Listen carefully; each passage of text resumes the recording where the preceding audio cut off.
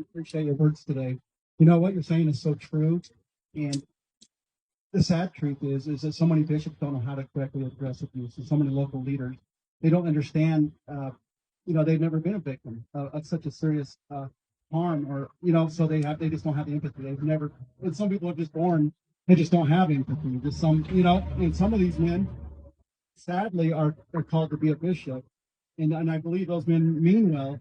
They just don't have the understanding or the foundation to emphasize. Some of them are very hard men, actually. I've seen some very hard bishops, and they do harm, and you go in there and you're harmed when you leave instead of being healed. And so your comment of if you have a good bishop, it makes all the difference. It does.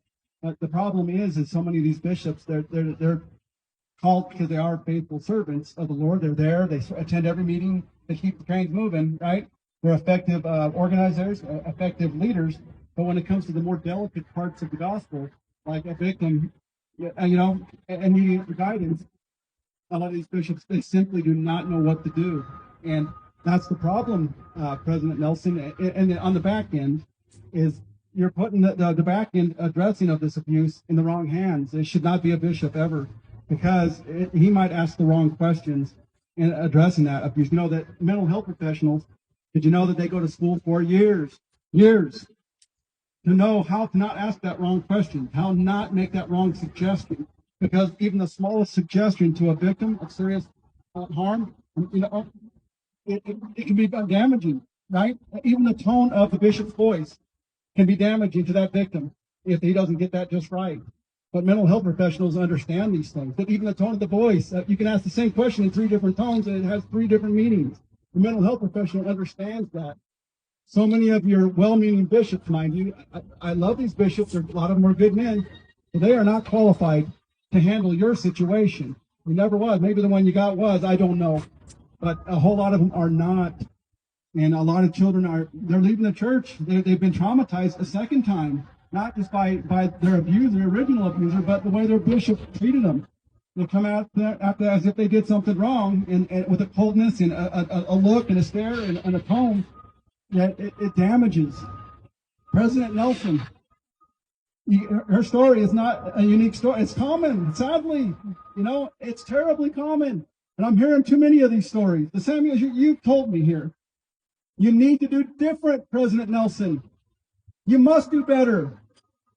You must do better. We can do better to protect your community. You're the man that can do it, President Nelson. I can't do it. I do not have the authority. I've not been called to your role. You have been called to this role. You need to do something different. And if a bishop maybe bishops can't handle this, you need to have another place that can handle it. Someone aside, a person set aside to address abuse incidents. Someone that's called to that calling. Probably a lot of men will do it for free. A lot of people would. I'd have a man and a woman both sitting there together to talk victims through this. And it's a team, and it's a full spectrum of understanding. Not employed by the church, thank you. So there is a training in Utah. It's endorsed by an organization called UCASA. It's a 40-hour training. And I received information from Dr. Corby Whiteley, who has done a lot of research on this, that she thinks that if a lot of the bishops and the lay ministry here in Utah could take this 40-hour training to learn about what is sexual assault, what is PTSD, how to recognize domestic violence. A lot of the survivors that I talk to, they are in domestic violence situations. And, a lot of people here don't know that the domestic violence rates in Utah are incredibly high. And the number one reason for homicide in the state of Utah is domestic violence situations. And I really think that if a training like UCASA training, which is 40 hours, and we're able to offer these to the bishops and the lay leaders, this would greatly improve. You want to know something? I would take it even further than just the bishops and lay leaders. I would take it to the entire church. Age appropriate. Obviously, you're not going to tell a primary child the same things you're going to do in a relief society class or an elders forum. But I specifically asked the church leaders. I went to 2 years of meetings with these guys, policy meetings, and I specifically asked them to make it a part of the cultural. We're going to talk about the word of wisdom once a year. We're going to talk about the law of chastity at least once a year, if not regularly through the year. as matters that we should address as a community. I said, why don't you add another third, make it just as urgent as abuse? Because that one actually is the trail, the beginning of the other two. The child that's abused is more likely to use drugs and also to be sexually, active or, immoral, I guess. I'm not sure what the right word is here, but, so why don't we do this for the entire President Nelson? It's a cultural change because now we want people to know that what is right, the boundaries of what is abuse and what isn't abuse. And, I also am an expert on abuse prevention, a bullying awareness policy. My son was bullied to death, at 14. That's me. It is. Yeah. Did you know that the day before he died, he's called faggot over 80 times the night before he killed himself. And that was going on for months. And did you know that part of an effective abuse prevention policy is to give a really easy path for a child to report abuse, right? But he was, I know if I was being called faggot at 14, I would have told anybody, right? You got to get the fear and embarrassment of reporting it way down. You got to make that, but the church makes it way up. You report abuse, you're the problem. You're creating distraction to the church, the unity of the church. You're the problem. This is what they do. This is the culture you got right now, President Nelson. If a person's a victim, they're a problem because it breaks the unity that you like. Sorry, this is wrong.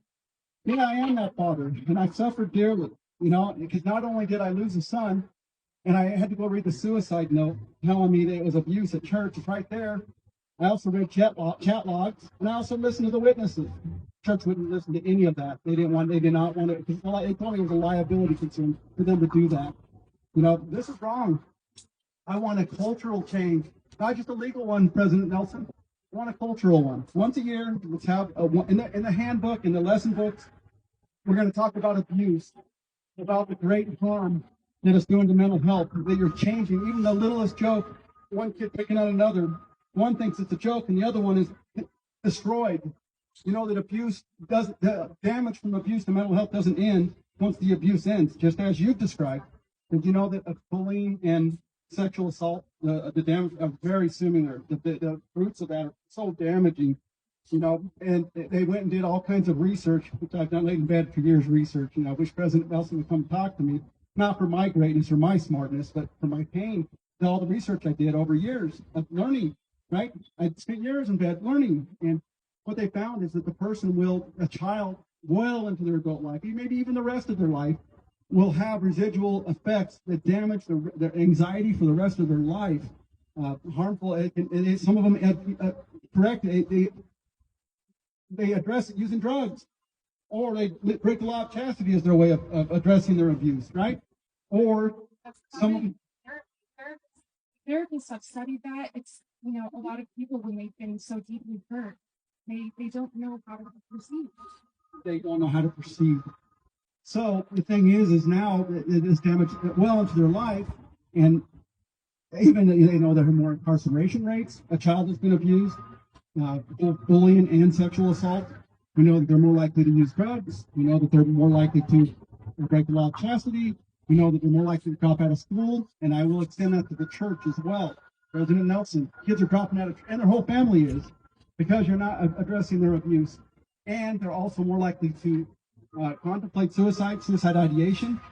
We're more than likely to attempt suicide. And I know about people I know personally, young people I was the Boy Scout leader for, people I know personally, and they're also more likely to choose suicide. People I know personally. That's what I'm doing here today. I'm not here just to pick on the church. And you know what the truth is I actually went to the Carson City for a couple of years and to lobby the state legislator there in Nevada, right? And we not